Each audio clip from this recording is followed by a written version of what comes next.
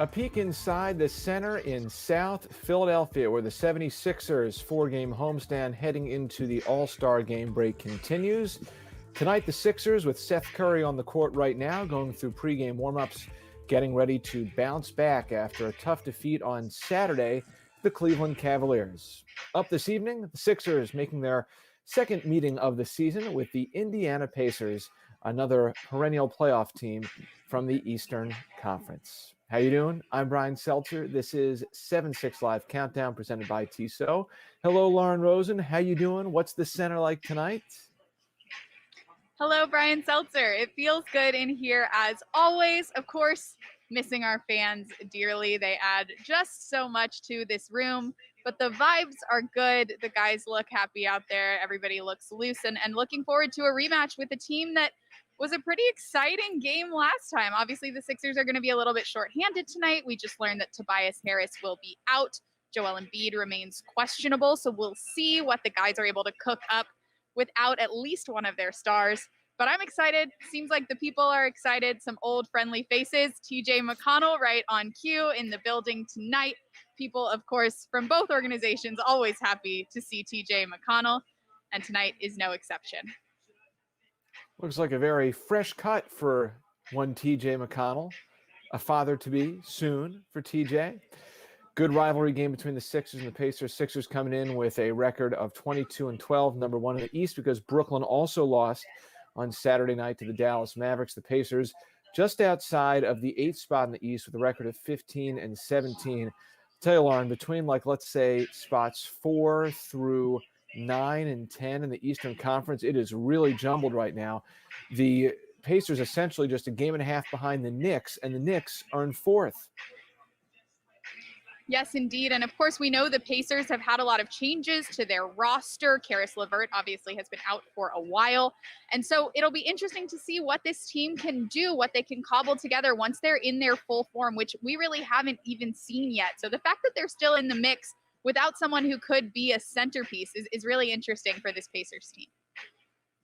We strive our best to document facts here on 7-6 Live Countdown presented by Tissot. And the fact of the matter was, 76ers lost a tough one on Saturday to the Cavaliers in overtime, 112-109. A game in which, Lauren, I personally thought the team didn't come out with the right sense of urgency or energy.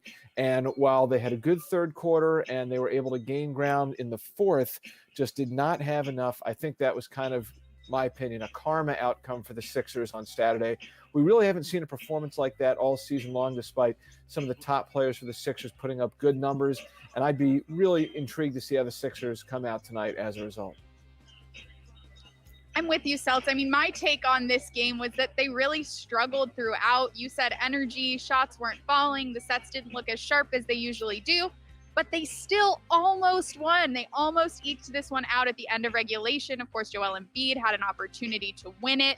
So considering the struggles that they had early on, and there were many, they still hung in there. They still can win on a bad day. And they did make that clear in this game, even though it ultimately didn't bounce their way.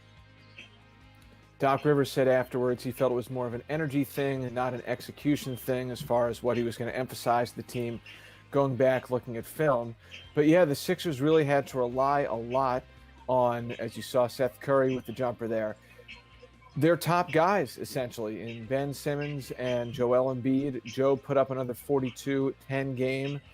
Danny Green with a three-pointer from the corner as the 76ers were able to make their comeback charge, but just not enough. Look, right there, despite the block from Danny Green, one of the things for Cleveland was its guards were able to get downhill and into the paint against the Sixers, as we see the Sixers working on the offensive end here. And the Sixers, especially in overtime, just could not slow down Darius Garland, one of those two guards. He put up 11 points in OT, and that spelled doom for the Sixers.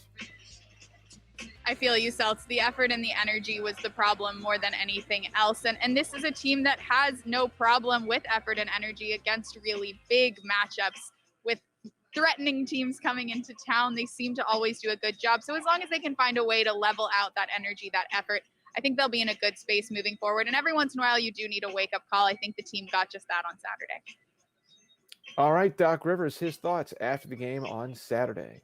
I don't think it was a schedule. I just thought we came out flat with zero energy tonight. give them credit. They play so much harder than us. Through the game, I thought we had one quarter with energy, the third quarter. Other than that, they basically got the shots they wanted all game. If they didn't, they got the offensive rebounds. They got the back cuts when they needed them. They ran their stuff today. I didn't think we ran much of anything offensively. I thought we played in random all game, which shows you just a lack of discipline. And this could be a fact-finding opportunity tonight. Like you said, Lauren, expecting the 76ers to come out with some good energy. This is the first time we really heard Doc Rivers talk like that about the team, and a chance for them tonight to see if they deliver and bounce back against the Pacers team that is a solid squad. It's got some injury issues, but we know they play tough. They were able to jump out on the Sixers the last time they played and required a big comeback from the Sixers back in January. It's an exciting rematch because of how that January game ended up playing out. I know we'll talk about it a little bit later, but that fourth quarter, that 2-3 zone that the team ran out there, led by Ben Simmons and Matisse Thybulle, who are both available tonight. We do know that. It'll be cool to see if they're able to run some of that same defensive action to give the Pacers a problem again. And to see if the Pacers, whether or not they will react the same way they did the first time around. Again, it was T.J. McConnell, who we saw on the screen a few moments ago, who admitted after the game that it was something that really threw the Pacers off. One thing about the game on Saturday, as we said, the All-Stars put up some really good numbers. There you can take a look at what Joel Embiid did. 42 points, got back into a very efficient showing in terms of shooting and scoring the ball. 13 boards, 6 dimes like that, 2 block shots. Ben Simmons with a really solid night as well for the 76ers, 24 points, 7 rebounds, 8 assists. So those guys, I think for as much as they could learn, they tried to lead the way in the absence of Tobias Harris, which, let's be honest, I mean, that's a significant absence. And I think we have to shout out the fact that you said it earlier, another 40-point double-double for Joel Embiid. It was just light work. He's been doing this all year long, and I think he deserves a little bit more credit for the fact that, 40 points is a lot, but to make it a double-double is really something special. So regardless of whether or not Joel is able to play tonight, it's been just such a pleasure to watch him all season long, and then to see Ben and Tobias also take steps forward in their game. It's a pretty scary big three, Celts, when they're all available. Ben Simmons, after the game, with a pretty honest reflection on how the Sixers fared or did not fare in the overtime loss on Saturday. Definitely, that happens. But at the end of the day, they've already had our number. They've beaten us, away in Cleveland, and we know they play hard. They're a tough team to play. They're gritty, so these are the wins we need too. And it is ironic, Lauren, in the sense that the 76ers, really not too long ago, they were a team that was kind of in Cleveland's spot. A couple promising young players, perhaps the roster not flushed out to its fullest extent, that just played hard, gritty, and scrappy, and it was almost like the Twilight Zone. Hey, I kind of remember a team that used to play like that type deal. And yeah, to Cleveland's credit, they did come out, they did play hard. Definitely interesting to see how the tables turn in this league, and it only takes a couple years, as the Sixers are seeing this year. For those of you just joining us, I'm always checking out the YouTube comments. Shout out to all of you guys engaging in the chat. There's some questions about availability tonight. We did just learn prior to the show from Doc Rivers that Tobias Harris will be out for the second consecutive game with a knee contusion. We don't know yet about Joel Embiid. He is questionable for tonight's game. One thing that Doc Rivers did like about the Sixers game on Saturday, he shouted out Mike Scott afterwards. Scott coming off the bench on a minutes restriction then, but he finished with 4 rebounds, knocked down a couple threes, Lauren. That was really nice to see. For sure. Always nice to get a bright spot. And if the bright spot was going to be anybody, it's always nice to see it be someone like Mike Scott, who has had some time off. He was injured, obviously, for a few weeks. So good to see him get his feet under him. And I had a chance to catch up with Mike this morning. Hey, Mike, Doc told us after Saturday's game that even though you were on a minutes restriction, you were one of the bright spots for the team in that contest. How are you feeling coming back from your injury, and where are you focusing most on your game right now? Just making hustle plays, bringing energy to the team, something we needed and something we also need, making hustle plays, 50-50 balls, just being active, just working my way back in the swing of things. A couple of your teammates have talked about the fact that the group's chemistry is in a pretty good place heading into the All-Star break. How do you feel about where you guys are as a group developing and growing together? Yeah, I like it. I like it a lot. Still got to be better off the offensive end, execution wise. But for the most part, the vibes are good. Chemistry is great. Are you finding it more difficult to build that chemistry because of the lack of opportunities you guys have to spend together off the court due to COVID stuff? Or are you finding that you guys are still able to bond off court as well? We stay in contact with each other, texting each other and FaceTiming. So, for the chemistry part off the court is pretty good. So, just got to put everything together and hit these strides coming in the second part of the season. Mike Scott, thank you so much. Good luck tonight. And that's something we haven't really covered yet on tonight's edition of 7-6 Live Countdown presented by Tissot, but the chemistry of the team is something that we continue to hear over and over again, that it's very strong. Mike Scott says the FaceTimes are going around the group. The group text is live, according to Shake Milton. And we've heard a lot about how this team has found ways to bond despite not being able to spend a lot of time with each other off the court due to COVID. Really cool to hear Mike reiterate that point that his teammates have already made. And it's been cool to see how that bond has translated into on-court play all season long. Underscoring that point, Lauren, was something that caught my ear during Doc Rivers' pregame media availability today. He was asked about the upcoming trade deadline at the end of March, on March 25th, and it seems like there's good chemistry with the 76ers right now and how much of a consideration that is when it comes to a team thinking about whether or not to make a trade. And I think Doc's quote was something to the effect of what he's learned over his 20-plus years in the NBA is that sometimes the best trades you make are the ones you don't make, essentially, that you always have to assess whether or not to make a push for what you perceive to potentially be an influx in talent or ride with some of the intangibles like how a team vibes and gels together. I thought that was timely based on what Mike said and also an interesting comment and perspective coming from Doc. Certainly. And look, this is the team that they have right now. And this could be the team that they have all year. And if that's the feedback from the head coach, that he loves where the chemistry is, and the players are saying it too, no one's incentivizing them to say this type of thing. It feels very genuine that they all really are getting along and enjoying their time together during a really difficult season. So if they can stay together for longer, great. Obviously, those decisions are far above my pay grade, but I also loved the way that Doc talked about preserving chemistry when you can and evaluating talent when you need to. All right, so the Indiana Pacers come to the center tonight for the second of three meetings with the 76ers this season. The Pacers are 15-17. They're tied for ninth in the East with the Chicago Bulls, but only 6 games out of first place. So it just speaks to the way the East is taking shape, especially after the top 3 teams. And we're talking about the 76ers, the Brooklyn Nets, and the Milwaukee Bucks. Pacers, well coached. Nate Bjorkgren his first season, but he's changed some things up there. Miles Turner, we know that he's a good defensive player. If Joe plays tonight, that's one thing. If he doesn't, Miles Turner can be a real difference maker, I think, for the Pacers tonight. No doubt about it. This Pacers team obviously gave the Sixers some problems in that first game. It wasn't until the fourth quarter that the Sixers looked like they were going to turn that around. And again, in that first game, the team was without Joel Embiid. Tobias Harris had an excellent game. He, of course, not available tonight. So despite what we saw in round 1, the personnel is already going to look a little bit different no matter what on both sides. It'll be interesting to see how they match up in the rematch. And also Domantas Sabonis named an all-star reserve replacement to the Eastern Conference. He's having another great season, so there is definitely talent for the Pacers. And there he is, warming up. Another all-star nod for the Southpaw. It is just about time, Lauren, as I check my Tissot Chrono XL NBA Special Edition watch for our Keys to the Game presented by Tissot. Lauren, would you like to go first tonight? I will say, Lauren, go first tonight. I won't ask. I will just set the platform for you.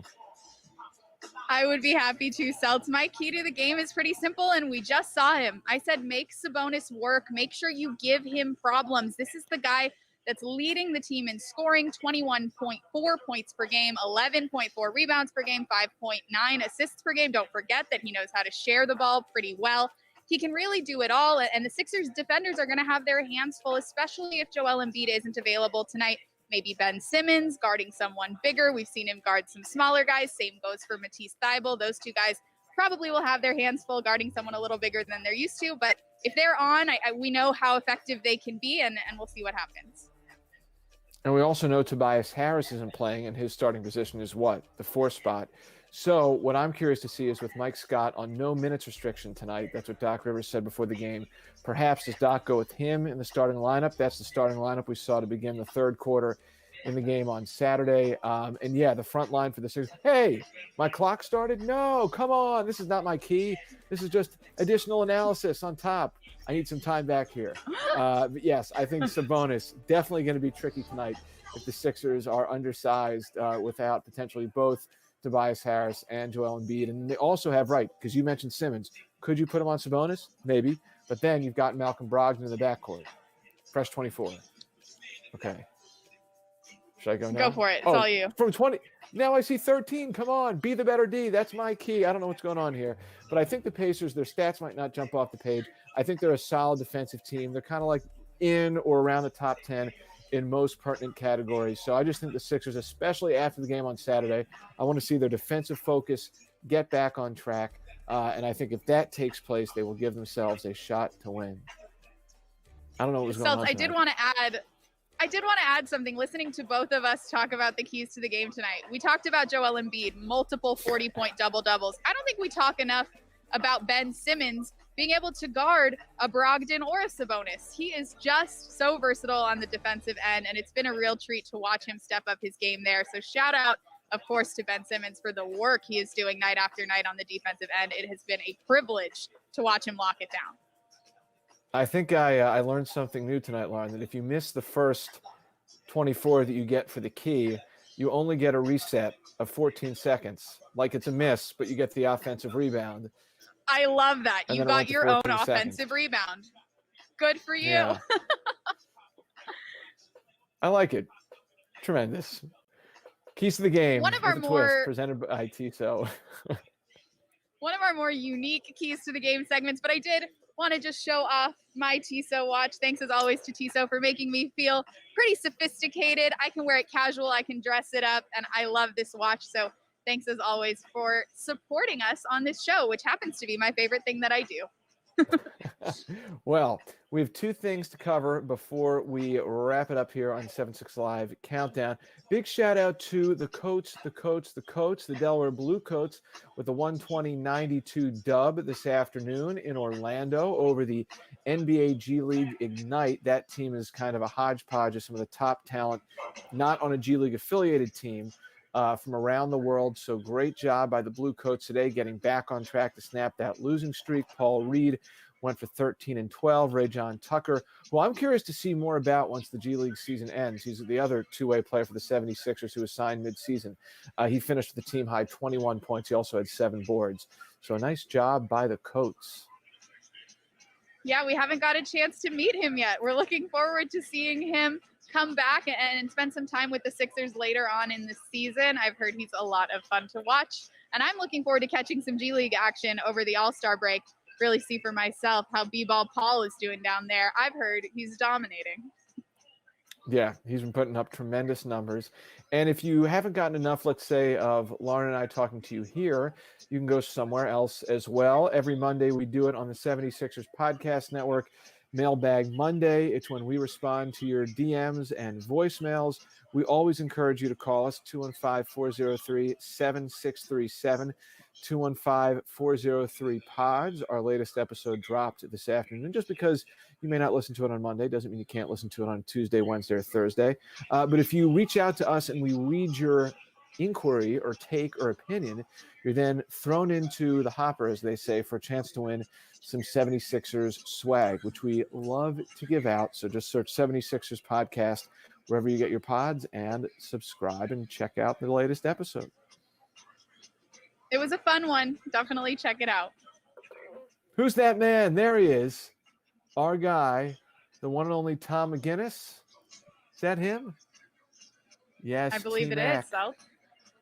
Let me tell you, there's no one who gets more zen pregame than T-Mac. He's all got I to have to say conserve all about that that. energy. That's He's right. got to conserve energy to true. be as big and phenomenal as he is on the airwaves. That's what I'll say. One thing I've learned about T-Mac over the years is that he is as mellow and low-key as they come before the game starts and pretty much when it ends. But when the light goes on, it's T-Mac time. When he turns it on, he turns it on. That's for sure. Maybe Sam Cassell's going to play tonight. Could be interesting. Would definitely be a new look Yeah. for this team. Sam Cassell, always a pleasure to watch. It seems like he and the guys have developed really close relationships. Feedback from the players has been really positive about Sam Cassell all season long. He seems just like the life of the party, but he also knows how to dial it in and give the guys really constructive feedback. It's been cool to see him bond with his new team all season long. An off-season acquisition that I think probably does not get enough attention. The guys really do, as you said, Lauren, seem to love him. Thank you to Ryan Coletti, Trevor Gaffney on the sticks. Thank you, Lauren Rosen. We'll be back at it one more time before the All-Star break on Wednesday. Huge matchup between the 76ers and the Jazz. But tonight, business, the Pacers. Enjoy the game.